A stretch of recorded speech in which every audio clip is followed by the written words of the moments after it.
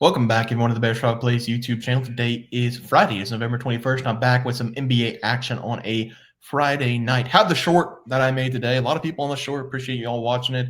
We have the Spurs -1.5. A couple injuries on both sides. We'll see what happens in that game. It is 5:47, so we got some time before that tip off. But I did want to break down once again the plays that we had for Wednesday. Bad day in the NBA.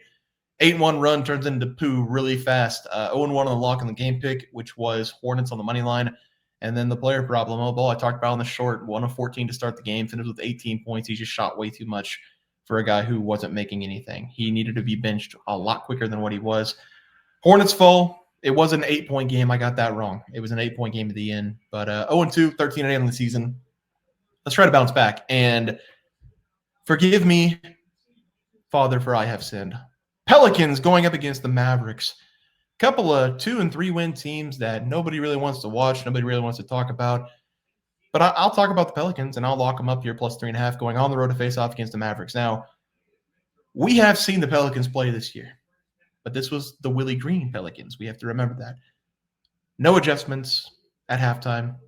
Didn't care who was in the game. Played 25 minutes here, played 30 minutes there. Rookie on the bench, let's put him in for 35, 40 minutes, whatever. It doesn't matter. Rotations, horrible. He gets fired. Deserved to get fired.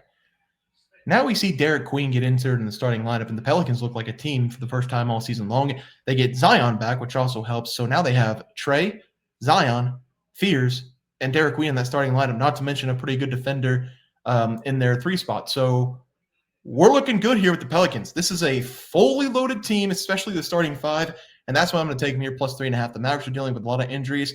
Zion will be playing in this game. I did make sure not a back-to-back, no injury tag for him going into this game. And again, the coaching change I think is going to be a big difference. The Pelicans have been playing a lot better over the last couple games. They gave the Nuggets a real scare in the last one. They only lost by 6. They put up 119 points, and they kept Denver to a reasonable number for that Denver team who scores a lot of points. It just feels like the Mavericks are cursed, and I really think that's going to be the difference in this game. No Kyrie Irving, he's injured. No Anthony Davis, he's injured. Cooper Flag dealing with what some are saying is the worst flu ever, but he is dealing with an illness. He did not play on Wednesday night. He is questionable for this game. So if he's not on the floor, that's even better. Mavericks, they got screwed against. We locked him up. We didn't lock him up. We had him +5.5. Who'd they play? Knicks. They play the Knicks at home. The Knicks hadn't won a road game. Mavericks got screwed on one of the worst calls. You can't call it. You cannot call that in the NBA. Just Mavericks driving to the rim. He got held, and they called it offensive foul. Just that can't happen. Mavericks got screwed. I just see them collapsing even more in this one. Give me the Pelicans +3.5. I'm going to lock that thing up. Let's go to the NBA picks for the player prop side. We're going to start with Trey Murphy. 18.5 points, what it was last time. I'm going to do 18.5 points once again. With Zion back in the lineup, we didn't see much of a regression. 23 points, 36 minutes, 7 of 14 from the field, and 5 of 12 from the outside. If anything, it takes a little bit of pressure off him and takes away the double teams. People are more focused on Zion Williamson. So we're going to go Murphy over the 18.5 points.